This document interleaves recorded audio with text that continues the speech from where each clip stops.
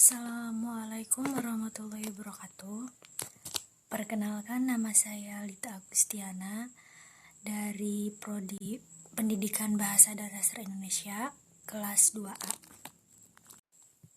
Saya akan sedikit menjelaskan tentang kacaunya tatanan hidup bermasyarakat karena minuman keras. Minuman keras atau tindakan yang tidak terpuji adalah dua hal yang saling terkait.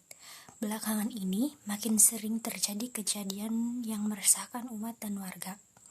Tercatat pada awal tahun ini beberapa kejahatan seksual pada anak terjadi setelah pelakunya meminum minuman keras, di mana orang akan terdorong melakukan perbuatan keji ketika akal pikirannya telah dipengaruhi oleh minuman keras.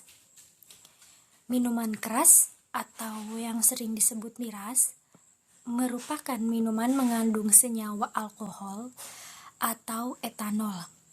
Adanya alkohol pada minuman akan mengakibatkan minuman mempunyai sifat hammer atau memabukkan. Alkohol akan mempengaruhi kerja otak, di mana bagian sistem syaraf yang berperan dalam melakukan pengolahan dan ingatan terhadap reaksi emosi menjadi terganggu. Dampaknya, kemampuan berpikir akan terganggu pula. Dalam hal ini, minuman keras menurunkan tingkat kesadaran seseorang.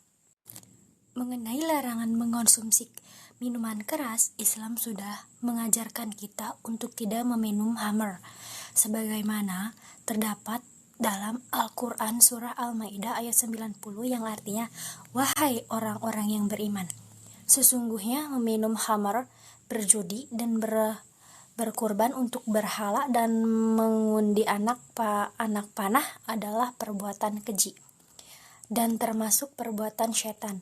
Maka jauhilah perbuatan-perbuatan itu agar kamu beruntung."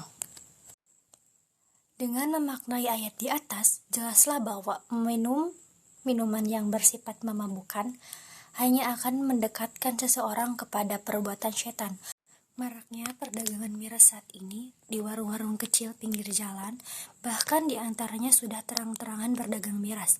Hal ini berakibat menjadi mudahnya masyarakat mendapatkan minuman keras, termasuk perdagangan miras yang tidak dibarengi pengetahuan terhadap jenis beralkohol itu sendiri.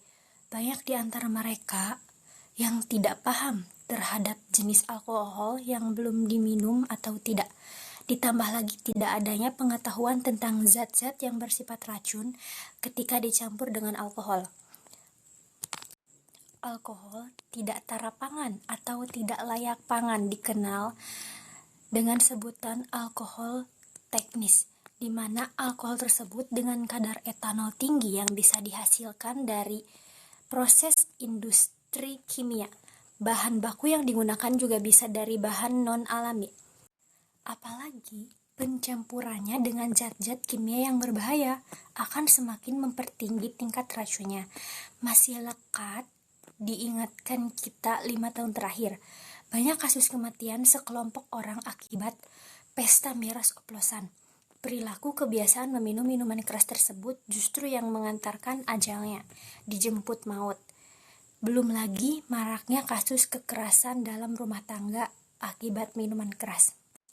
Mengingat risiko meminum minuman keras yang semakin mengancam kita semua, penting bagi kita saling mengingatkan akan hal ini, termasuk dengan semakin meningkatnya produksi minuman keras tradisional di Indonesia.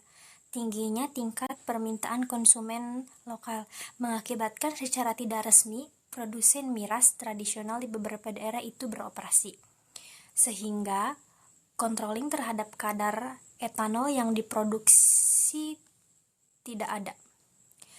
Hal seperti itu jika terus berlangsung akan mengacaukan tatanan hidup bermasyarakat Indonesia. Oleh karena itu, mari kita menjadi masyarakat yang peduli terhadap lingkungan sekitar, masyarakat yang mengingatkan gerakan anti minuman keras. Sekian penjelasan dari saya mengenai kacaunya tatanan hidup bermasyarakat karena minuman keras. Kurang lebihnya mohon maaf. Wabillahi taufiq wal hidayah. Wassalamualaikum warahmatullahi wabarakatuh.